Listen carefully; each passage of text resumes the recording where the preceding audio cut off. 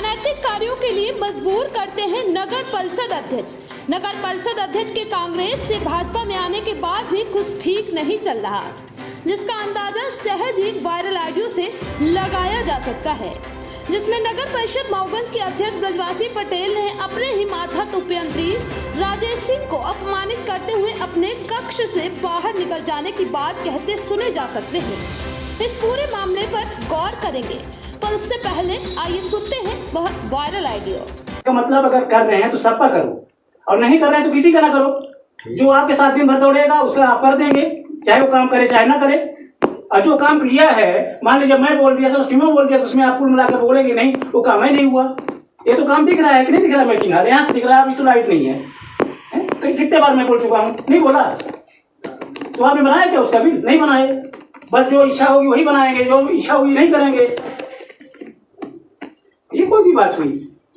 जब तक मैं अध्यक्ष हूँ तो मेरे आदेश का पालन करना आपकी मजबूरी है, और नहीं रहेगी तो मैं नहीं आऊंगा यहाँ। जब कब लगा तो मुझे बताया गया था, कोई मेरे को बिल बनाना है। आप बताते मेरे से? कोई नहीं, मैं पूछ रहा हूँ जितना काम आप करवा रहे हैं मेरे से बताए कभी? कब पता है? नहीं ये बताओ। मैं जो पूछ रहा हूँ उसको बारे में बताओ। नहीं, जो मैं जो कर रहा हूँ पालन करता हूँ। कौन सी बात है? मैं कह रहा हूँ मैं सीएमओ का आदेश का पालन करता हूँ। सुपर सीट हूँ नहीं होंगे, मैं सीएमओ का आदेश का पालन, सीएमओ साहब का काम कराऊंगा मैं। तो चले अंदर जाओ, बाहर जाओ, बोलो बात। सीएमओ के साथ पालन मैं कौन हूँ? मैं कौन हूँ?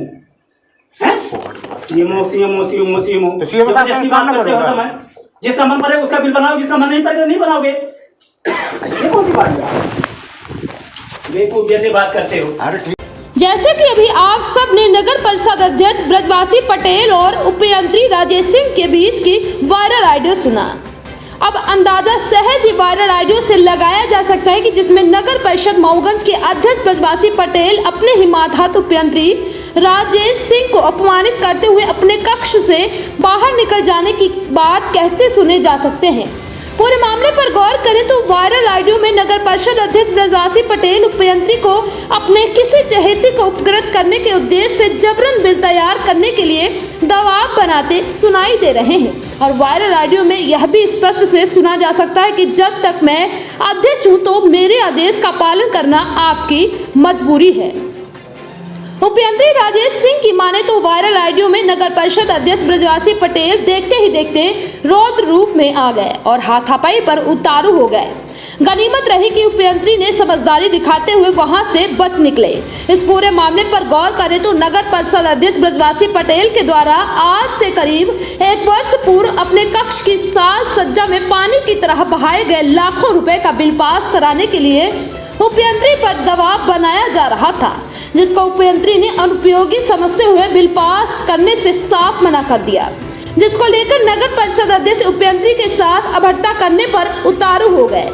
उल्लेखनीय है कि पूर्व में नगर परिषद मऊगंज के बहुचर्चित हैंडपंप खनन, महंगी दर पर ट्रैक्टर खरीदने समेत कई अन्य घोटाले की फाइल को भी उपयंत्री ने खारिज कर दिया था, जिसके बाद से ही नगर परिषद अध्यक्ष और उपयंत्री राजेश सिंह के बीच सब कुछ ठीक नहीं चल रहा था। फिलहाल हैंडपंप खनन मामले सहित तमाम मामलों पर हाईकोर्ट की पैनी नजर बनी हुई है। गौरतलब है कि यह वही ब्रजवासी पटेल है जिन्होंने कभी क्षेत्रीय विधायक प्रदीप पटेल को सिर्फ अपनी पार्षदी की टिकट कटने के कारण मानवीय संवेदनाओं की तमाम हदों को पार करते हुए काफी भला बुरा कहा था, और आज अपने द्वारा किए गए लाखों रुपए के भ्रष्टाचार और घोटालों की जांच से बचने की जुगत में गिरगिट की तरह रंग बदलने की कला में माहिर नगर परिषद अध्यक्ष ब्रजवासी पटेल एक बार फिर से विधायक प्रदीप पटेल के शरण में आ गए हैं।